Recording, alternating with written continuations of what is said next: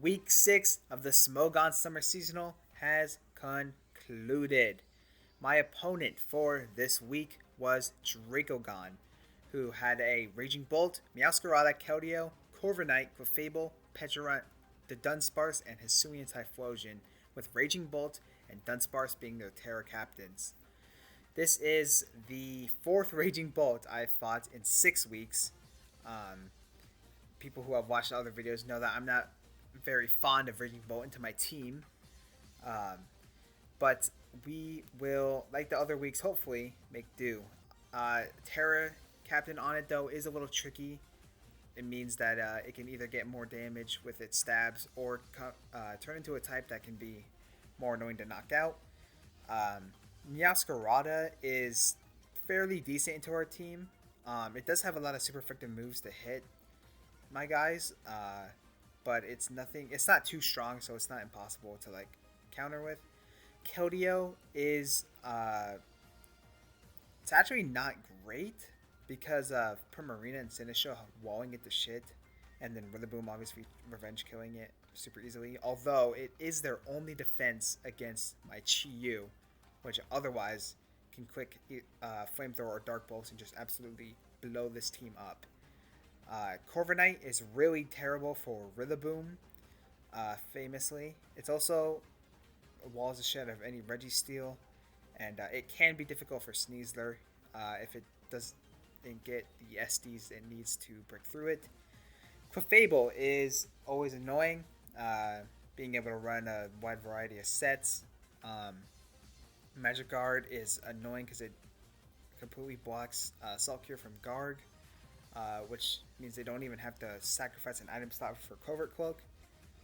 But we do have ways of breaking past it, like Sneasler, or just like overpowering it with something like a choice item Chi-Yu, Rillaboom, or Primarina. The Dunsparce is like a weird ass mon. I don't know what this guy even does. It can coil, I guess. Has Boom Burst. I'm not really too afraid of it. And Hisuian Typhlosion is completely won to shit by Garg and Chi-Yu, and then also it's bad against Prim. So looking at their team, I knew that they were going to bring the first 6. I was not worried about the Dunsparce or Typhlosion at all. So that's their team against mine. Like I said earlier, Chi-Yu is quite good into them besides Keldeo. Rillaboom is actually really bad here because Corviknight and Pecharunt, it never beats them ever. And Sneasler is pretty decent like always, except Pecharunt is also really terrible for it. Pecharunt's really bad for this team, for those two physical attackers. Prim is quite good actually. They lack a lot of switch-ins to Surf and Moonblast. Their only Surf resist gets shredded by Moonblast. Donphan is pretty shit. I mean, it's not terrible, but like, just using it offensively is really hard, and Corviknight will always beat it, like pretty much no matter what. Garg is pretty good, but although Clefable, once again, is really terrible, but its defensive utility allows it to completely wall Pecharunt with its ability. Same with Typhlosion, and it can, like, if it's spit effed up, it can take on Raging Bolt, pretty much. Sinistra is actually quite decent here. Scarada can be annoying, but Terra, we can bypass that dark weakness. And then Strength Sap, Calm Mind, Shadow Ball kind of can clear through this whole team if the Clefable is Magic Guard, which it should be, considering Garg Salt Cure is quite annoying. And then Registeel is actually quite decent here too. It's an additional check to Raging Bolt or Meowscarada if you want to go Fizdef or Spadef. It can come in on Clefable, do some damage with Heavy Slam. It can also come in on Pecharunt, who, although Registeel can't really threaten it for shit, it can sit on it. It can't Parting Shot out because of Clear Body. So that is the matchup, just kind of looking at it. And we will go right into the team analysis, team building, whatever. Fuck. So, of course, the classic, our first pick, is the Modish Choice Specs Chi-Yu with the standard Flamethrower, Overheat, and Dark Pulse. And this week we're taking on Psychic to smash that Keldeo right through the fucking wall. Keldeo, I ran some calcs on this to make sure. Keldeo does not take this very well. Max HP still gets obliterated. You need to be max HP and SpDef with plus SpDef nature if you even want a chance at living. Although even then you're still gonna get fucked up, and then you're slower anyway, and you just die to a second hit. Um, Assault Vest max takes like I think it was 59 to 69. But then again, right, you're still slower, still get 2 AKOs. So if we catch the Keldeo on the switching with Psychic, it's done for. It's really great for us, and then Chiyu can just go on to break everything else. Noticeably, Key and I viewers may see, we are missing Rillaboom on this team, which makes this the first week one of the core 4 has not came to a battle, that being Chiyu, Rillaboom, Sneasler, and Primarina. I decided Corviknight and Pidgeot are just too fucking horrible for Rillaboom to deal with, so we will not bring it, but Sneasler will still be unburdened, although it will be running Air Balloon instead, with Dire Claw close combat, Throat Chop to hit Petrarund, and then Swords Dance, of course, to sweep. The EVs for this are 32, which always outspeed a Choice Scarf Meowscarada, max attack, and then the rest into HP. I went back and forth on this Sneasler set. At first, I really wanted to run Big Nugget Fling, but I ran into 2 issues. First of all, if I just fuck up the Fling, like if they switch out Petrarund on the Fling, somehow predicting it, we're fucked. Because then Fling has no base power if you don't hold an item, and it Dire Claw and just absolutely bounces off of it no matter how many boosts we get. So that's really shit. And also, if they ran Cobra Berry, it was also super fucked because they would eat the hit and then we'd be walled again. And so I decided that strategy wasn't reliable enough for me to really feel comfortable doing it. And then I struggled with what item I should put to reliably get the Unburden boost. I thought a Citrus Berry could be good to like sit on Petrarund as it Shadow Balls and whatnot, and then get the Citrus and then go for the sweep, Throat Chop through it. Plus 2 Throat Chop does like half to max. But then I was like, I was really scared of Meowscarada having Zen Headbutt, which, by the way, spoilers, it doesn't even learn Zen Headbutt. I went through the entire prep session thinking it learns Zen Headbutt, when it really doesn't. I was thinking of fucking Cinderace. Cinderace learns Zen Headbutt, and so does Greninja, but not Meow. So fuck me for the shit planning, I guess. But yeah, I was so worried about that. That's why I didn't want to run Citrus, because like I kept envisioning Petrarch coming in, parting shot out without breaking the balloon, and then going into fucking Meow and Zen headbutting my stupid ass. So I thought Air Balloon, once we take a hit, we can get off with it. We don't have to worry about not getting into Citrus range first, that kind of shit. So if I had Dark Gem, that would be fucking sick. But unfortunately we do not. So we ran Air Balloon, and that's that. Primarina is also rocking the choice specs this week. Same set as Chiyu, EVs wise. We ran Liquid Voice for Psychic Noise in case we needed to try and break down a Clefable and preventing it from healing. And then Surf and Moonblast, obvious. And then Encore was the last move just because, for pretty much the same reason. If for some reason Clefable got crazy out of hand with like an unaware Calm Mindset, for instance, we could Encore that ass into whatever setup move it used. Maybe switch into another mon to try and break through it. I don't know.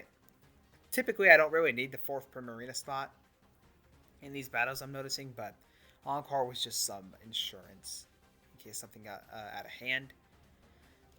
Garganacl, Terra-type Poison, the classic. Leftovers, Purifying Salt. I noticed they don't really have many hazard setters besides like Meow, but Meow is going to be pretty tight for move slots, I thought, because you need to run the dual stabs with Artrick knockoff. You need U-turn, and then of course I was thinking they were gonna run Zen Headbutt. Obviously I'm a fucking dumbass, so I wasn't worried about running boots. Pretty much is what I'm trying to say. We have Salt Cure, Cures, Earthquake, Recover with Max Spadef. This way it can come in on Raging Bolt, and also I thought it would also be able to. It could potentially curse sweep, um, allowing it to like get past Meow pretty easily. I mean, it already does with Terra, but even easier. The curse earthquakes would do a lot to Raging Bolt. Um, Shit, that's pretty much it. So, yeah, I thought, why not? Sinisha, also Terra type poison because they don't have any ground types or psychic types, so it's a pretty good type into them. Um, Leftovers, like I said, for Garg, heat proof. And instead of Matcha Gacha, I actually forego it for Terra Blast, and then Shadow Ball Strength Up Calm Mind, and then Max Bidef Classic. This is pretty much the set from week 1, actually, but Terra Blast over Matcha Gacha. The reason I forewent Matcha Gacha is because looking at their team, they actually have a lot of grass resist. In Raging Bolt, Corviknight, Petrarunt, and so I thought that and Meow even. So I was like, it's probably not really that useful. The only thing it's useful for is Keldeo, but we complete our base typing walls the shit out of Keldeo, and even if we Terra, our Spadef is gonna allow us to eat Surfs, and then we're gonna resist the Sacred Sword anyway. So we would be fine regardless, Terra or not. And also, I know that Keldeo is gonna be Assault Vest because they need it for Chiyu. Like I knew it going into the battle, so I wasn't worried about it being offensive. And yeah, so that's why I didn't go with Matcha Gacha. And then Terrabout's Poison actually helps us hit Clefable quite well. In the off chance it starts setting up Calm Minds or it's unaware for some reason, even though I was. Now that's fucking car. Anyway, Terrablast Poison for Clefable. And yeah, that's the Sinister stat. And last but not least, Registeel makes their return. Max Spadef as well. We have 3 mods with Max Spadef. You guys can tell how much I don't like Raging Bolt. Running lefties again with Heavy Slam, Earthquake, Stealth Rock, Curse. Stealth Rock, self-explanatory. Heavy Slam hits Clefable and Meow. And potentially like a Terra Fairy fucking Raging Bolt. And then Earthquake also hits regular Raging Bolt. And it's just generally like good enough coverage. Oh, it also hits Petrarunt, of course. Even though it's going to bounce off because Petrarunt's so fat. It's still nice to have. Stealth Rock, getting up hazards because we don't have it on Garg. And then Curse, pretty much for the same reason we gave it to Garg. Just in case for some reason it becomes an endgame sweeper, we can run through the team if they let me set up curses. So that is the team. We have 3 mods with pretty much the exact same set. And then 2 mods with the same set. And then Sneasler thugging it out on his own. So that is the prep for this week, and we will get right into the battle. So at team preview, they bring exactly what I expect. No surprises there. Looking at their team, it's pretty obvious they're going to lead Meowscarada because, I mean, when you have a Meowscarada, you fucking need it just to use her now or whatever. And so I decided to lead Registeel to get up my Stealth Rocks. Also, at here, their Terra type on Raging Bolt reveals to be Dragon because we play Draft Terra Preview. So they know my Terra types and I know theirs. They do end up just U-turning out here as I get up Stealth Rocks. They go right into the Corviknight. I switch out here expecting a body press. I go into Prim because I know Prim will be able to break it as they actually taunt there, which I thought was kind of strange. But we go for Surf, we do a shit ton, and then we eat a Brave Bird quite nicely. Now Corviknight is dead to Rocks. There's no reason to really switch it out. And they sack it to another Surf. So now Rocks are here to stay because they have no removal anymore. They bring out Meow as I end up switching into Registeel, expecting a Flower Trick or whatever it may be. I know Registeel can eat it. Bounces off, gets some lefties back. They do end up U-turning, revealing not to be Scarf or any choice item, and they're not Boots, and they're not lefties. So that's pretty interesting. Usually you're either Boots or your choice item. They U-turn out into Raging Bolt here on my Earthquake, which is actually a fucking great play by me. Let's be real. Now that I'm really thinking about it, I don't know why I didn't Heavy Slam. Maybe I just was expecting to switch in, but yeah, so that actually goes really well. We get a bunch of chip on Raging Bolt as it reveals to be not Booster Energy. And it's also not Boots. It's also... Oh, it's lefties. They hard switch back out into Keldeo. I guess they don't have Volt Switch, which is really interesting because actually I watched their replays to possibly gather some information, and they loved running Volt Switch on Raging Bolt. They use it a lot in their past games, so it's kind of surprising they don't Volt Switch out there. Um, but they go hard into Keldeo as I deal a little chip with EQ. I switch into Sinisha here, knowing that it walls it completely. Secret Sword we're immune to, as they flip turn out um, right into Clefable as I set up a Calm Mind. And at this point, although I could try and set up on the Clefable, I don't want it to do any Clefable bullshit. So I just instantly hit the Terra button and I start blasting as they reveal to be Trick Scarf. Um, they end up living Terra Blast, which is kind of fucked up. Definitely not unaware. Definitely Magic Guard. They go into Petron as I do 12.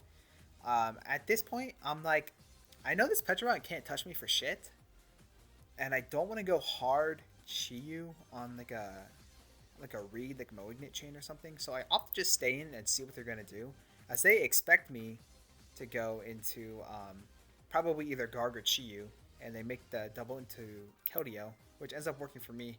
I click Terra Blast and I get a pretty fortunate crit for 43, which is super duper AV like I expected. They switch back out into Petron again.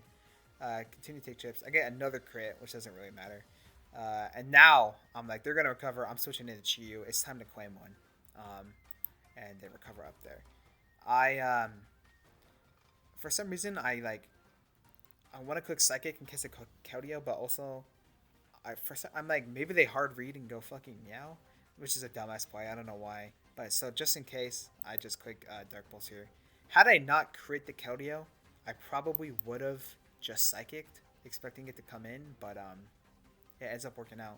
We kill that bitch. They go into Keldeo. I switch out in potential Vacuum Wave or like a low roll. Primarina has done its job, and it's not needed anymore, so we sack it there. Now we bring out Sneasler, who literally just wins the game. They sack Fable, which is fair enough. On Direct Claw, bounces off. They go into Raging Bolt here, and when I do a short calc, close combat does 55 minimum to standard Raging Bolt. They tear a dragon, but that shit does not matter. They get punched in the fucking face and they die. They go into Meow here, and of course, you know, I'm still thinking that it learns that Headbutt, so I get the fuck out of there. Although, if they learned that Headbutt, they would have just gotten into it before. So that should have been the first thing that tipped it off, you know? But anyway, I select Guard because it's fucking useless as shit. I actually eat that up, surprisingly. I'm not even Fizz Death, but that did nothing. We sack it, and then we go into our Chiyu to quick Flamethrower. Keldeo dies, just that doesn't have the HP left. They go into Meow and reveal their last move to be Brick Break, which I didn't know it got. So my Meowscarada prep was totally fucking off this game. But it didn't end up mattering. Sinisha, you know, eats for eternity. Terra Blast doesn't even kill, but that's alright.